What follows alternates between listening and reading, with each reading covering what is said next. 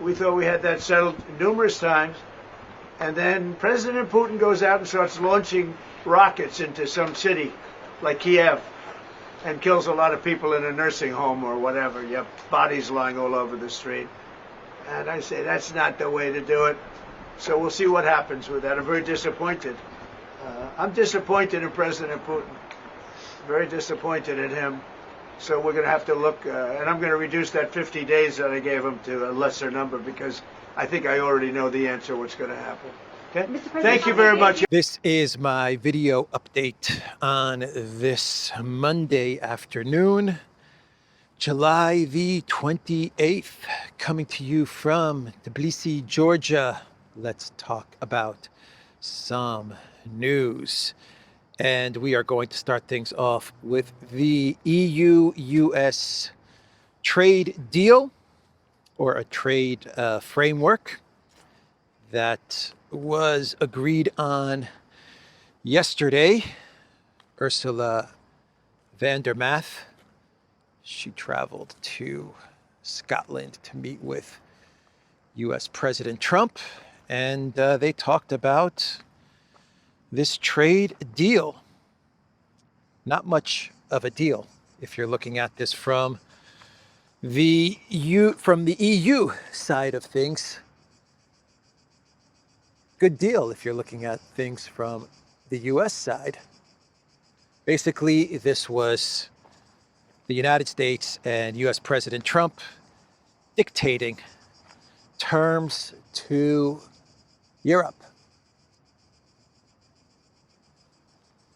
They were speaking to reporters, and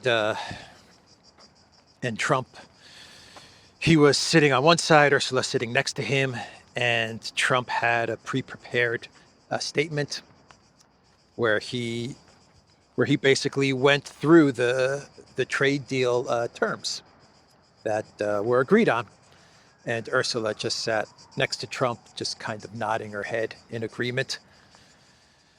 When she was asked afterwards to comment, the only comment that Ursula could make was, well, at least we got a deal. We have some stability, and at least we got a deal with the United States.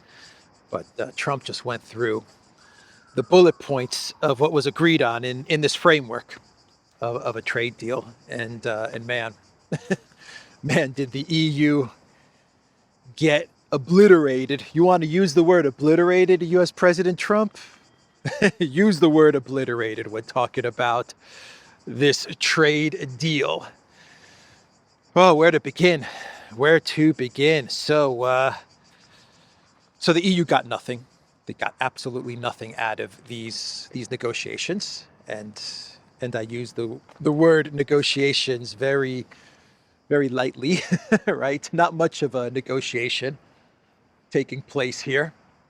But when you have zero leverage and zero cards to play, well, that's what's going to happen. You are the vassal, European Union. And so Trump went through the list of everything that he got, everything that the US got from these talks. And he said that the EU is going to invest $600 billion into the United States. No one really knows what that means, but the EU is going to give $600 billion to Daddy, right? So that's the one thing that the United States got. There's a dog crashed out, sleeping in the shade. It is hot. It is a hot day today. So $600 billion in investments into the United States, courtesy of the European Union. The EU is going to purchase $750 billion in US energy, LNG and oil. Over 3 years, $250 billion every year for 3 years. So that's another thing that the US got, $750 billion in LNG and oil purchases. Oh boy, and 15% tariffs in the United States for the European Union. So instead of 30%, it's going to be 15%. Some countries got 10% tariffs. The EU is going to be at 15%. And zero for the United States into Europe. Europe is going to be tariff-free for U.S. companies, U.S. products and services. Tariff-free. That is gonna cause all kinds of problems for European companies, for European farmers. But there it is, tariff-free for the United States. And what else? Oh, and Trump said that Europe is going to purchase huge amounts. He didn't give a number, but he said huge amounts of U.S. weapons. That's right. Huge amounts of U.S. weapons is what Trump said.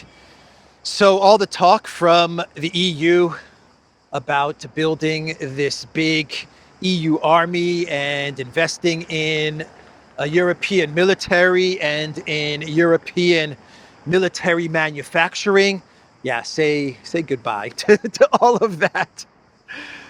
Merz placed his big bet for the German economy going forward because the German economy has been completely deindustrialized. So his big bet for the German economy was on military production, military manufacturing. That was his big bet. That's gone now because all the weapons are going to be bought from the United States, or most of the weapons are going to be bought from the United States and the US MIC. Yep, I wonder what Rheinmetall thinks about all of this. I wonder what Rheinmetall is saying about this deal, this framework deal.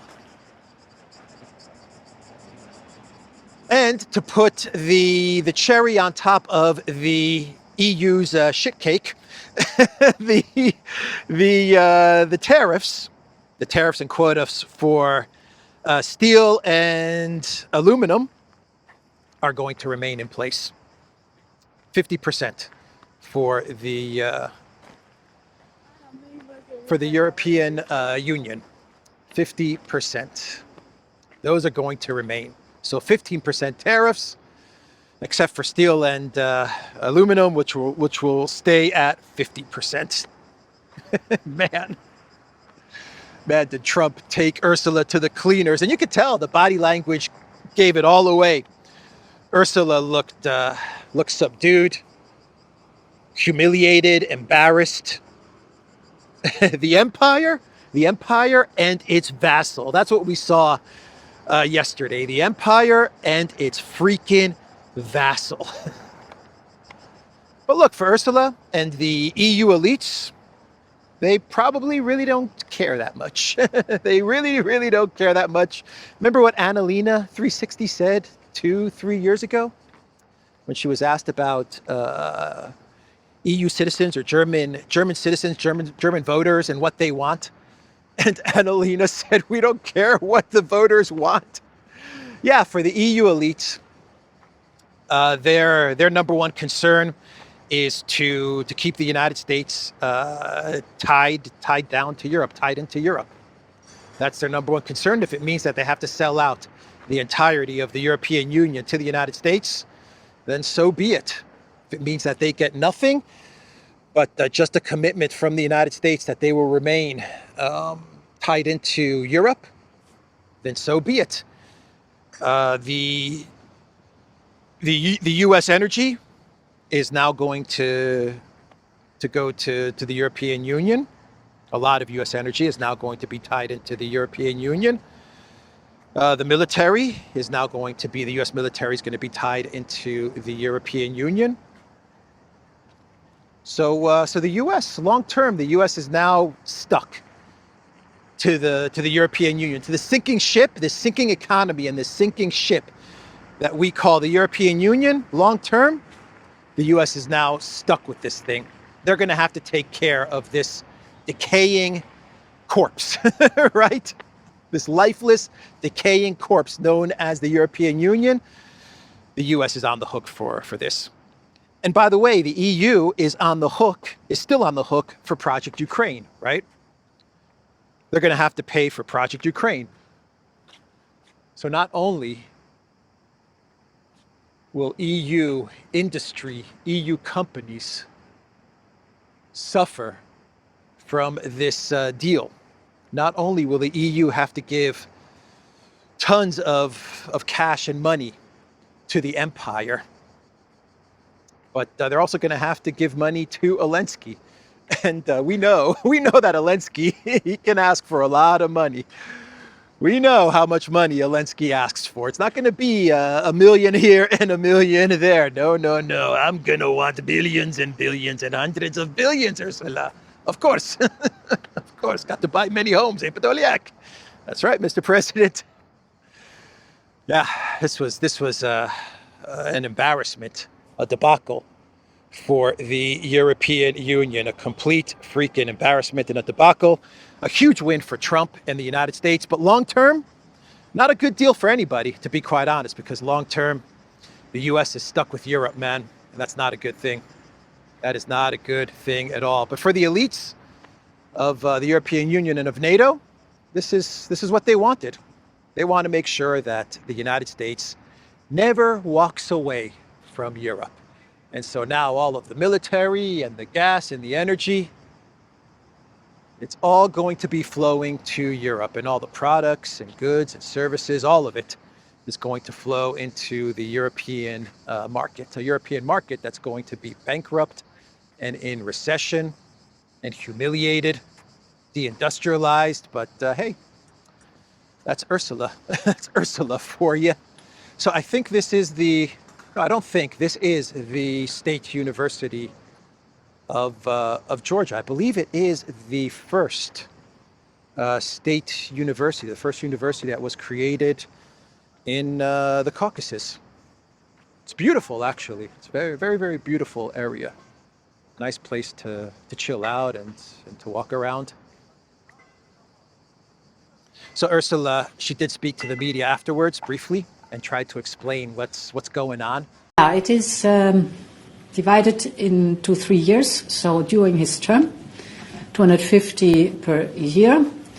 And indeed, we still have too much Russian LNG that is coming through the back door again to our European Union, and some Russian gas and oil still in the European Union, which we do not want anymore. We want to absolutely get rid of Russian fossil fuels. And therefore, it is much welcome to purchase the more affordable and better LNG from the United States. And there, approximately, our estimation is that we can do 250 per year over 3 years. She thinks that that European citizens are just stupid. She thinks that they're just stupid. She thinks that we're stupid because she goes to the media and she makes it out as if she scored some kind of a victory by saying that the EU will definitely move away from Russian gas, Russian fossil fuels. They're going to completely cut off Russia in the next year, and they scored a victory by getting affordable and what did she say? Affordable and 1 second, I forgot. What did Ursula say, man? They are going to be getting affordable and better. It's just better, man. Yeah, Europe is going to be getting affordable and better LNG from the United States. So they're done with cheap, reliable, right next door Russian pipeline gas. Nord Stream pipeline blown apart, but still, you still have Turk Stream, right? You still have one of the pipelines in Nord Stream that could be turned on and operating. But anyway, she said that the European Union is going to be done with Russian energy and Russian gas in the next year. And they scored a big win because now they are getting affordable and better US LNG, affordable US LNG on a ship from all the way in the United States, put on a ship, makes its way to Europe, docks at an LNG terminal that has to be built because, from what I understand, the EU, they need to build more terminals because They don't have the means, the capacity to take in all of the US LNG that's about to be sent their way for $750 billion. So they're going to have to start building terminals for all of this LNG. Anyway, that's a whole different video. But yeah, it's affordable and it's just better. It's just better. This is true. The US LNG, when compared to Russian pipeline gas, the US LNG is absolutely better. It smells better. It works better. It tastes better. It's just a lot tastier. It's a lot sweeter, but it also has a kind of spice to it, where the Russian pipeline gas is just bland. It's bleh, bleh, bleh. Russian pipeline gas. Bleh. US LNG. Tasty good. And affordable. Because it's so close, man. It's, coming from the US on a ship. As opposed to the pipeline gas coming right next door from Russia. So that's what she actually said, Ursula. Yeah, that's the type of lies and BS and gaslighting coming from an embarrassed Ursula van der Maaf. Oh boy, a reporter asked Trump as he was announcing the terms that the empire is dictating to its European vassal, if the United States can make the tariff rate for the EU better than 15%. Come on, Trump, the reporter asked. It was a European reporter, you could tell by the accent. Mr. Trump, can you do better than 15% tariff rate for the EU? Better meaning lower? Yeah. No. And Trump said, you mean lower than 15%? Yes, please, Emperor Trump. And Trump said, no. It's embarrassing, man. It was embarrassing. Trump was talking about how wonderful Ursula is. Discussed options, and it's an honor to have the President of the European Union with us. Ursula's been really done a terrific job for them, not for us, but she's done a great job for them. And she's highly respected by us also. And we look forward to talking to see if we can do something. He's saying that Ursula is very respected and she's doing a great job and she's a great negotiator. And then he reads the demands, the terms of the deal, which is just totally awful for the European Union. Man, 1918. What a beautiful bench, man. The bench is a piece of art.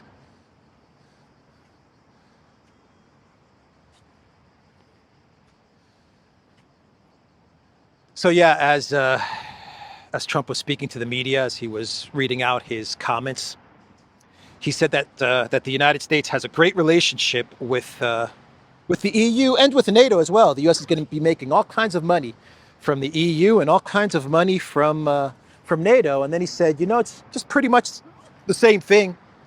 Right, Ursula? He looks at Ursula, he says, the EU, NATO, I mean, it's pretty much the same thing, right? And Ursula's like, yeah, it's pretty much the same thing. Just a complete humiliation, man, of a Vander pirate. Not much of a pirate, huh? Seas, not frees. Tatters. The Prime Minister of France said that this is an awful deal. This is a humiliation. Bayrou, he said it's a complete humiliation, the Prime Minister of France. Marine Le Pen posted on X that this is a complete defeat. She said that in a long post, but the first sentence from her post from Marine Le Pen is, the trade agreement concluded by Ursula von der Leyen with Donald Trump is a political, economic, and moral fiasco. It's a moral fiasco. Le Pen and the Macron administration agreeing on one thing. Yeah, this is a fiasco. A political, economic, and moral fiasco. Yeah, Marine Le Pen points out how French industry is going to get completely obliterated from this trade agreement. And she's right. And things are going to get a lot more expensive with all of the U.S. energy that the EU is going to have to buy. Where's the EU going to come up with all of this money? I have a couple of ideas. where they're thinking of getting this money. I can tell you right now, they're going to be thinking Russian frozen assets. Still not enough to even remotely cover all of the money that they're going to have to pay to the United States. 600 billion in investments to the United States, a tribute to the emperor. Here's the 600 billion. Let us place this money at your feet. US President Trump, here's your 600 billion. Daddy, here it is. Yeah, so they're gonna start really pushing to steal the Russian frozen assets, and they're gonna probably try to figure out a kind of way to repeat what happened in Cyprus 2013. That would be my guess. I don't know how they're gonna do it. Cyprus, Greece, Portugal, Spain, Ireland. Remember all of that? Yeah, that's what's gonna happen, and they're gonna try to figure out a way. How can we just tax or get money from the people, right, to pay for all of this? That's what worries me. I'm not saying it's going to happen, but I can't figure out anywhere else that Europe is going to pay for all of this. How they're going to absorb the cost of Ursula's terrible negotiating skills, right? I guess they can invest in meme coins, which gives them 1,000% to 10,000% return. That's what they'll do. They'll invest in crypto meme coins. Arnaud Bertrand, he posted on X, if Europeans were paying attention for being told the truth, they should be beyond appalled by this deal. It's nothing more than one of the most expensive imperial tributes in history. Just a massive one-way transfer of wealth with no reciprocal benefits. Exactly. Zero benefits for the EU. Just all kinds of wealth, all kinds of money going to US energy companies, going to US LNG, oil, and of course the US military, right? And Wall Street. I imagine the 600 billion is going to be directed to some Wall Street stuff, right? Yeah. Even Guy Verhofstadt, the man who has been running point, right, in cutting off Russia and China, he's been screaming from the EU Parliament. Guy Verhofstadt, he's in the EU Parliament. He absolutely hates Russia, hates China, super duper EU Brussels globalist loyalist, right? He is loyal to the Brussels globalist cause. Even he is upset. He is saying the EU-US deal is scandalous, a disaster, with not one concession from the American side, badly negotiated. Not one concession, zero concessions, zero, zilch, nada, nichevo, tipota, nothing. No concessions from Trump. Yeah, well, Guy, you were screaming to cut off Russia, sanction Russia. You were screaming to take on China. Here you go. Without Russia and without China, what can the EU do? There's nowhere to go. There's nowhere to turn. I've been saying this for many, many months, that whatever talks take place between the EU and the US, they're not talks, these are not negotiations. It's going to be the United States dictating terms to Europe. That's what I've been saying for many months. And they're going to do this for one simple reason, because the EU has nowhere to go. The European Union has no partners, has no friends. No one in the global south wants to deal with the European Union. They sanctioned Russia. They cut off Russia. They've pissed off China. Last week, they pissed off China. Kaya Kallas pissed off Wang Yi. She was lecturing to Wang Yi about Russia. Russia, stop supporting Russia's war machine. Last week in Beijing, Ursula was lecturing China. Stop supporting Russia's war machine. You guys are shipping refrigerators, and those refrigerators are being used to power up tanks and fighter jets. And China was just like, ooh, just get rid of these guys. They put them on buses, humiliating them and taking them around Beijing on a bus. And the EU things went so bad that the EU officials there, Ursula, Costa, Kaya Kallas, they were supposed to stay in China for 2-3 days. They left after 1 day. That was how much of a disaster this trip to China was. And of course, Trump is seeing all of this. The United States is seeing all of this. And you want to know what the United States is saying? There you go. They don't have Russia. They don't have China. They don't have anybody. No one wants to deal with these guys. Well, come on in, Ursula. Travel. you're going to travel to Scotland, where I'm playing golf. I'm chilling out. I'm playing golf at one of my awesome golf courses. And you're going to sit down right next to me, and this is how it's going to work. And you can tell in the body language, man. The body language just gave it all away. It got so bad for the European Union and for Ursula that Trump was even trashing windmills. He was even trashing the EU's green agenda, which is religion for the EU globalists. I mean, the green climate change stuff is up there with Zelensky. Project Ukraine and the climate is two parts of their trinity, right? And Trump just completely trashed it. He trashed their green agenda, man. He started going off on how windmills are a complete con. He said there are going to be no windmills, no more windmills. Windmills are done, he said. The whole thing is a con job. Germany tried it, and wind doesn't work. So EU, 750 billion over 3 years for LNG. That's going to that you don't even really need that much, man. You don't need 750 billion worth of US LNG. Well, maybe you're going to need it because you're going to cut off Turk Stream. Qatar is pissed off at you as well. Qatar is pissed off at the EU because the EU is lecturing Qatar about like carbon and green nonsense, and Qatar's like, you know what? Stop lecturing us. Actually, we're so sick of you guys lecturing us that we just might not even sell you our LNG. That's how sick and tired we are of you guys. Like, we don't even want to give you our LNG because we're just tired of your lecturing. So I don't know. Maybe they are going to need the 750 billion in very expensive but very tasty US LNG. Oh man, a complete embarrassment. Anyway, all right, that's the deal, everybody. Those are the terms, not even a deal. Those are the terms that Ursula has accepted. Now, a lot of analysts, just to wrap things up, a lot of people are saying, yeah, but you know, the EU is never going to be able to do this. And just look at China, just look at Japan. Trump talks a lot of smack, talks a lot of BS, but you still don't have China and Japan wrapped up. True. I understand this line of thinking, and these analysts could be correct. Absolutely. But I think there's one big difference with the EU. The first big difference is that the EU has nowhere to go. So if the EU backs out of all of this, then Trump can simply say, all right, you don't agree to these terms? 30% tariffs. No. 50% tariffs, like Brazil. 50%. There you go.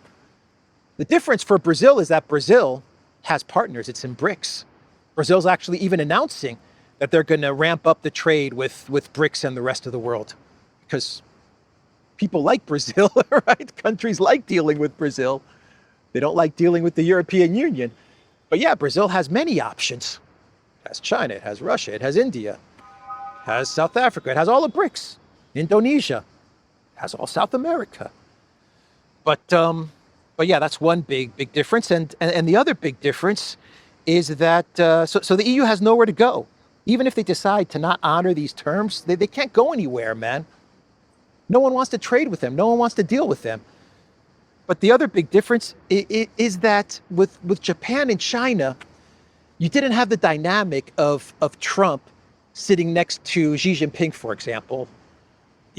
This time you have Trump sitting next to Ursula, reading from a pre-prepared statement, the bullet points of these terms for the whole world to see, and Ursula agreeing.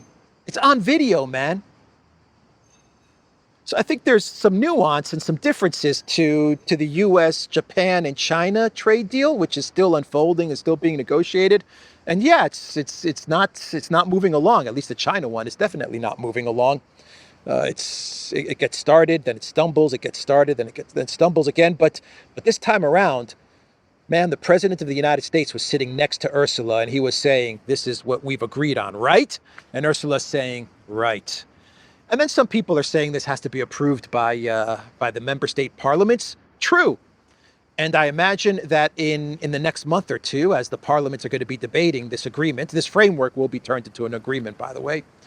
As they get this agreement and they're debating it, I imagine there's going to be a lot of parliaments which are going to be upset and pissed off, and they're going to be complaining and crying and whining like Guy Verhofstadt. But at the end of the day, where can they go? Where can they go? Run back to China? Okay, perhaps you can run back to China and maybe beg China to forgive you. Sorry that we were lecturing you, China, but do you actually believe that Kaya Kallas is going to do such a thing? I mean, she spilled coffee on Wang Yi's suit. That's how upset, that's how crazy Kaya Kallas was getting when she was meeting with Wang Yi. She insulted the foreign minister of China, one of the most powerful men in China. She insulted him during a 4-hour meeting. So are they going to run back to China? I doubt it. Are they going to unsanction Russia? Really? No. Ursula said it. Ursula said the exact opposite.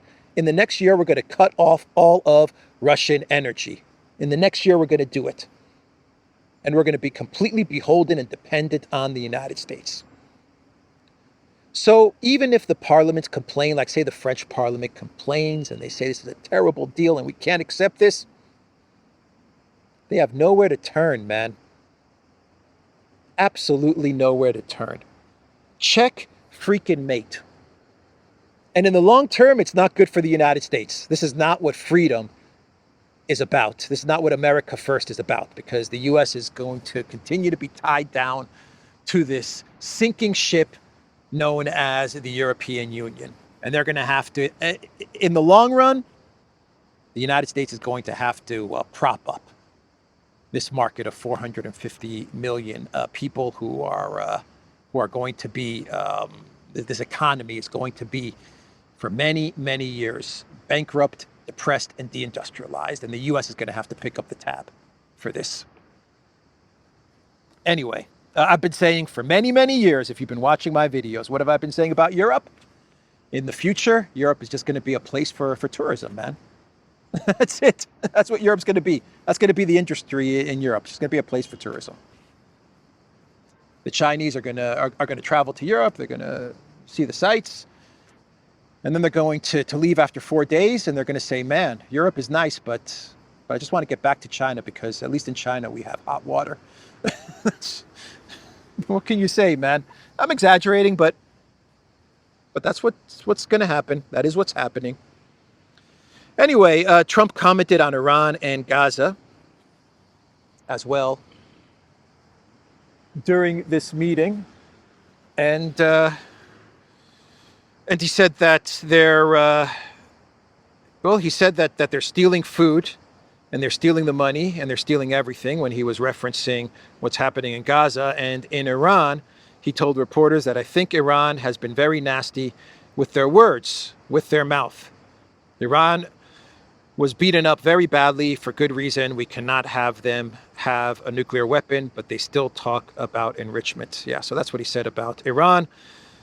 Lindsey Graham, we're going to get a round 2 in the fall. That's where things are pointing towards. He's speaking with Netanyahu, and it looks like we're going to get a round 2 when it comes to Iran. So buckle up. Lindsey Graham said some very nasty things about what's happening in the Middle East and Gaza.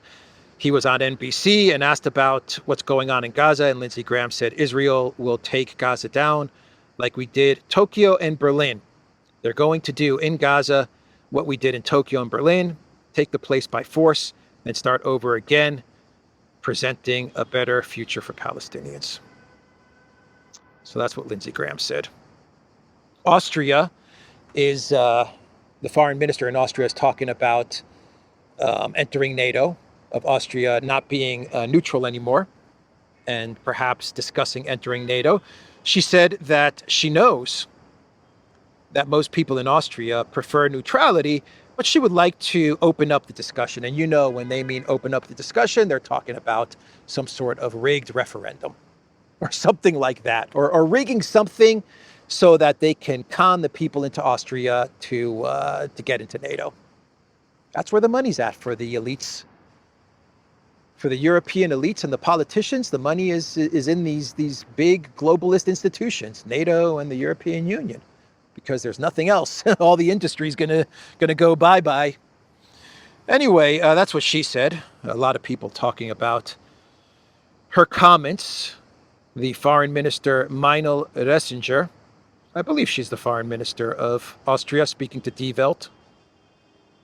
I am fundamentally very open to a public debate about Austria's future in the field, she said, adding that while there is currently no majority in parliament or among the population for NATO membership, such a debate can nevertheless be fruitful. Yeah, they're looking to con the people of Austria into pushing Austria into NATO. That's what they're looking to do. Be aware, people of Austria. The very brilliant, very smart, very talented, very tough UK Defense Secretary Healey, I believe he was in Australia, and he said that the UK and Australia, according to the Telegraph, they are ready to defend Taiwan against China. Right, Defense Secretary Healey. Britain is ready to fight over Taiwan. UK Defense Secretary says UK and Australia are ready to fight together if conflict breaks out over Taiwan. You hear that, everyone in Australia? The Defense Secretary of the UK says that you guys are ready to join the UK in a war with China over Taiwan. Are you guys down with that? Are you guys cool with that? Because that's what Defense Secretary Healey is saying. And we go to Serbia, where Vučić, he said that there is going to be no such bargain with the EU with regards to sanctions on Moscow. One of his government officials, the other day, I talked about this in a video, said that there might be sanctions on Russia if the EU can guarantee Serbia's path into the European Union. Why enter the European Union after seeing this disastrous trade deal from Ursula? I think you have to be crazy to want to enter the European Union, or you have to be Moldova or Ukraine to want to enter the European Union. But any other country that wants to enter the European Union after seeing the disaster that was yesterday, man, you have to be loco en la cabeza. But Vučić said, no, we are never going to place sanctions on Russia, not for any type of entry into the European Union. He said that Serbia will remain independent and will continue with a foreign policy which is favorable to Russia, but also keeps good relations with the EU. That is what Vučić said. And let's do some other news, and we can wrap up this fairly long video. Lots to talk about. A lot of stuff went down yesterday. A lot of drones were hitting Russia yesterday, especially in the St. Petersburg area. 100 drones into the Russian Federation from Ukraine. Things got so bad that Moscow had to cancel its Navy Day parade in St. Petersburg. I believe the airport in St. Petersburg also had to shut down for 4 to 6 hours or something like that. But yeah, the drones keep coming, and expect the missile strikes to follow. That would be my guess. The long-range Taurus missile strikes will follow. We're getting close to the end of the month, and Germany promised that long-range missiles, but just don't call them a Taurus missile, long-range missiles will be launched into the Russian Federation. That is the promise from German military officials. That is the promise from the German foreign minister. And so the drones are the precursor to the eventual missiles. At least that's how these things usually go. And we are getting a report from the Financial Times, which says that the software group ETHEREUM is going to ship 33,000 AI drone strike kits to Ukraine. I've read reports which claim that the Ukraine military is not a fan of these U.S. drones. They don't like them. They say that they're very ineffective. But anyway, 33,000 are going to be shipped to Ukraine. So there you have it. That's Zelensky's plan that I was talking about a couple of days ago, right? Where he is going to be gifted these U.S. drones, and then he's going to sell these drones back to the U.S. for $10 to $30 billion, right? There you have it. There it is from the Financial Times. Podolyak, these drones are coming according to Financial Times. We will be making 100% profit. Podolyak? Yes, Mr. President, you are brilliant. I am brilliant, aren't I, Podolyak? 100% profit. We sell these back to Mr. Trump. He give us drones. We sell them back to him. Oh man, Bongino said that he's seeing stuff that is shaking him to his core at the FBI. He posted on X, during my tenure here as the deputy director of the FBI, I have repeatedly relayed to you that things are happening that might not be immediately visible, but they are happening. The director and I are committed to stamping out public corruption and the political weaponization of both law enforcement and intelligence operations. It is a priority for us, but what I have learned in the course of our properly predicted and necessary investigations into these aforementioned matters has shocked me down to my core. We cannot run a republic like this. I'll never be the same after learning what I've learned. Okay, Dan Bongino, release the Epstein client list, man. Release that client list, man. Alex Jones responded by saying, I believe from what I have observed over the years, you are a good man, but until we start seeing arrests of high-level globalists, this nation is doomed. The Trump admin must destroy the deep state or they will destroy us. Do what must be done and do it fast. And then Alex Jones listed all of the arrests from all of the no good that the globalists have been up to. And we see 0 arrests. Russian collusion hoax 0. Mar-a-Lago raid 0. Biden auto pen 0. Benghazi 0. Epstein 0. Ukraine impeachment hoax 0. 0, 0, 0 arrests. And let's do some clown world. And unfortunately, in the long term, which is why I said the deal is a huge win for Trump and the United States in the medium to short term. But long term, the United States is now stuck with these globalists, man. Anyway, let's do a clown world and we can wrap up this video update. All right, not bad as far as time goes. So much news to get to. I really wanted to talk about the EU-US trade deal because there was quite a lot to unpack. But I talked about one clown world already. I talked about the bus trips around Beijing. I didn't want to report on this from a couple of days ago because this happened 3-4 days ago, because I just wasn't sure if this is standard procedure for China or if something else is going on. Maybe this is some fake news or something like that. So I waited 2-3 days to report on this.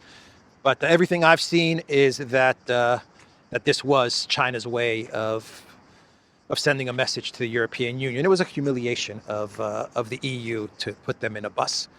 Putin, if he visits China, well, he gets the red carpet treatment and limousines and stuff like that. And Xi Jinping and high-level Chinese officials are there to greet him. Not the case with the European Union. Remember last time Ursula was in China? remember that last time she was there? Beijing sent her out of China, going through the airport in the normal lines, going through passport controls and customs. The way we go through passport control and customs, she had to go through all of this stuff like an everyday normal passenger, like me and you. And we saw the photos from that last disastrous trip to China.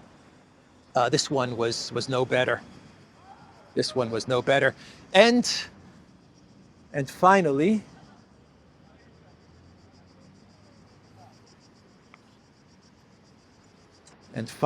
we have a post on X breaking. Epstein may have been working with Russian or Chinese intelligence, according to CIA officer Mike Baker. Yeah, nice try. I think he's former CIA officer. I think he's been on Joe Rogan, actually. I'm not sure. Mike Baker. That name sounds familiar. Anyway, I think he's former CIA. Doesn't matter. Nice try. Nice try, Mike Baker. Yeah, Epstein, Russia. No. You're not going to get away with this one. No one is believing it. No one is buying it. Anyway, I think I will wrap things up there. From a beautiful building, a beautiful university, very peaceful area, the Duran. .locals.com. We are on Telegram and X. And where else? And Rumble. And go to the Duran shop, pick up some merch like what I'm wearing in this video update. There is a link in the description box down below.